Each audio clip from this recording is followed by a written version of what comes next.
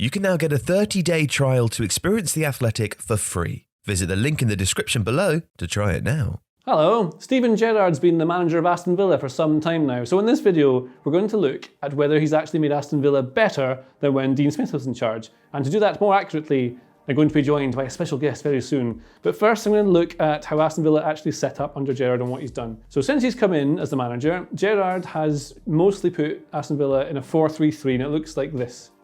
And the formation of this is generally that they have two inside forwards on the wings. So Coutinho now will come inside from the left and come into these half spaces here, or attack the 10 space.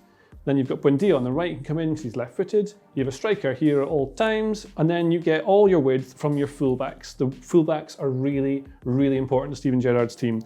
And this was the same when he was at Rangers. So Rangers were playing a 4-3-2-1, which you've seen Villa do as well, and a 4-3-3. But the fullbacks have to give you all your width. So a lot of teams end up these days looking like a 2-3-5 in possession, and Aston Villa are no different. So this is kind of the two centre-backs. Douglas Luiz seems to be the first choice as the 6, and he plays between John McGinn and Ramsey. And with this shape here, you'll get forward runs from people like Ramsey and McGinn getting in behind to make late runs to get in the end of it. He's also used a diamond in midfield. So they went in a bit of a bad run of results, and then I think it was against Brighton. It was the first team he actually managed against, using a 4-3-3. It changed to this, the diamond that looks like this. You can get Watkins in and Danny Ings, good old Danny Ings. And that means you can play Coutinho in his best position, which is as a 10.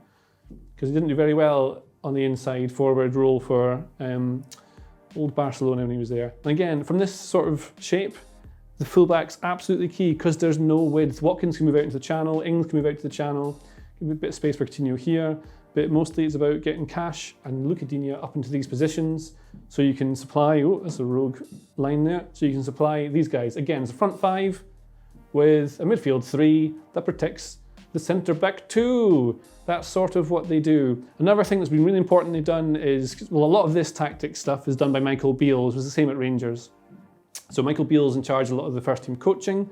They also have Austin McPhee, who is the set piece coach and works for Scotland. Really important. They've scored 11 goals from set pieces this season, which is right up there with some of the very best. Oh, and the one other thing, I can show you the thing he did at Rangers, which he hasn't really done much so far. It's sort of like a diamond, but you play with 2 forwards behind. So I'll put in, what's his chops? Where's he going? Buendia. So Coutinho and Buendia can sometimes play as these 2 10s with a midfield 3. So that when you go attacking, it's like the Christmas tree. Remember the old England formation from Euro 96? So they'll work in here. It hasn't really worked that much. From this position, Coutinho can move out to the wing when he wants. Buendia can come out here. Lots of rotations with Ramsey can come forward or McGinn overlapping. Again, fullback's really important. But we can see how this actually looks and whether they're better with someone who knows far more about data than me. This is Maram.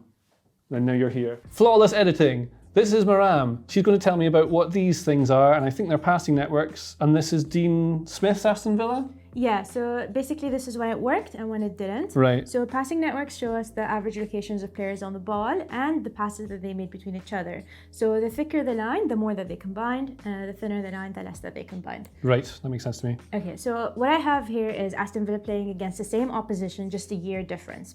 Now, this kind of shows us Dean Smith's style of play in a really good way. So he liked to play in a 4-2-3-1, having Grealish and Barkley in advanced positions. Right, yeah. Grealish, Barkley in advanced positions and getting them the ball to try to progress and create chances. So he signed, Bailey, Buendia, but Buendia didn't get much of the ball under Smith, is that right? Yeah, that was one of their biggest problems. They were not getting the ball to their forwards enough, and that's shown by the fact that how reserved they are in the opposition half. So look at when it worked and when it didn't. Yeah. Another problem is, so he introduced a 2-strike partnership that was to allow Danny Ings and Watkins to play off each other, maybe create their chances. Mm-hmm. But what ended up happening is, this is Watkins, this is Danny Ings. They ended up playing on top of each other rather than off each other, and that caused them to be a bit static. Oh, 2011, so that's them sort of. Right, okay. Exactly. Yeah, so you'd think they'd be more kind of level, unless they're swapping sides, I guess. But. Exactly. So this was kind of Dean Smith's demise in Aston Villa, their lack of positional discipline. It's very dramatic, his demise. He's still alive. So when it worked, when you allow attacking players to roam to the spaces and create, it works really well. But if they don't have that position discipline, that framework, they're going to struggle, and that's what happened. And also, like I think you were saying to me before, there's like a heavy left leading Aston Villa used to have, mostly because of Grealish, right? Yeah, so 42% of their attacking touches came through the left. and that dependency can be shown even here under Steven Gerrard. So, so we have passing networks early in Steven Gerrard's reign and passing networks a little bit more recently. So let's talk about when he first came in. So passing network against Leicester, they won 2-1, but there's a trick here. The passing network doesn't look as good as it should be. Why? You can immediately tell that there's a huge left dependency. Well, he can't get forward. He's not getting touches high enough up the pitch. He's not getting so remember when you mentioned Gerrard likes those very high advanced fullbacks? He was not able to do that across the left and right flank. So there was no balance. That was first. Second, a lot of their connections came through the left, which meant that the right flank was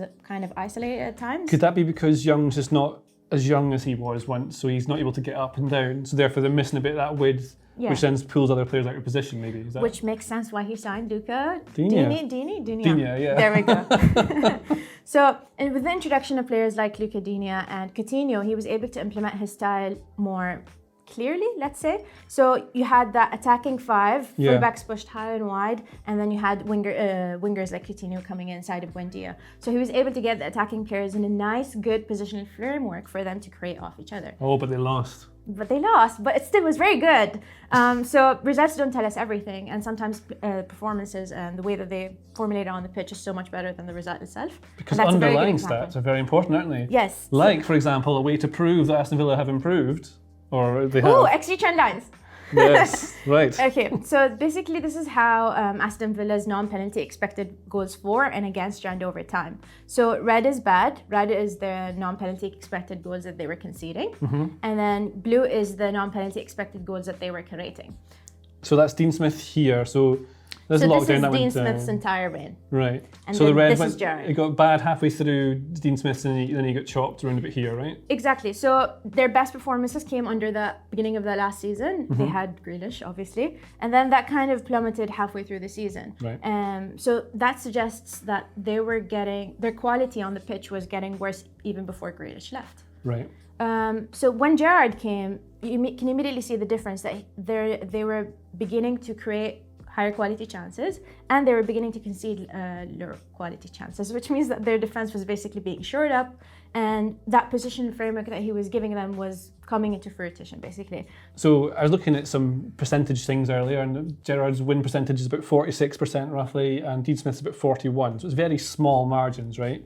But when you're in the middle of the table, I guess those are very important. But the underlying numbers do show that they are better. Are they better now? Yeah, they're better. They went from conceding 1.8 goals per game under Dean Smith to 1 goal per game. So their defense is obviously better, and their attacking is much better. So with time and with time.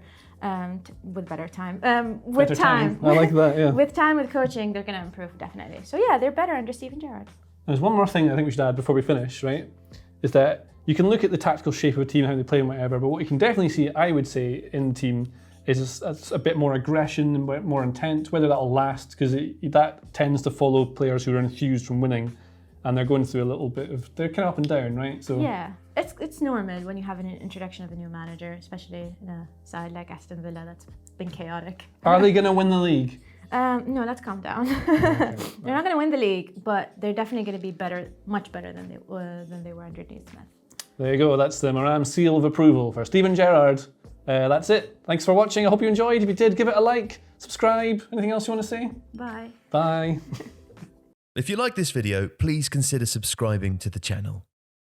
The Athletic brings you the best sports journalism in the world in a personalised experience, connecting you with the stories and teams that you care about the most. There's coverage of 13 sports, plus direct access to world-class journalists through live Q&As, discussions and podcasts. Not to mention, it's all ad-free. And you can try it now for free for 30 days by clicking the link in the description.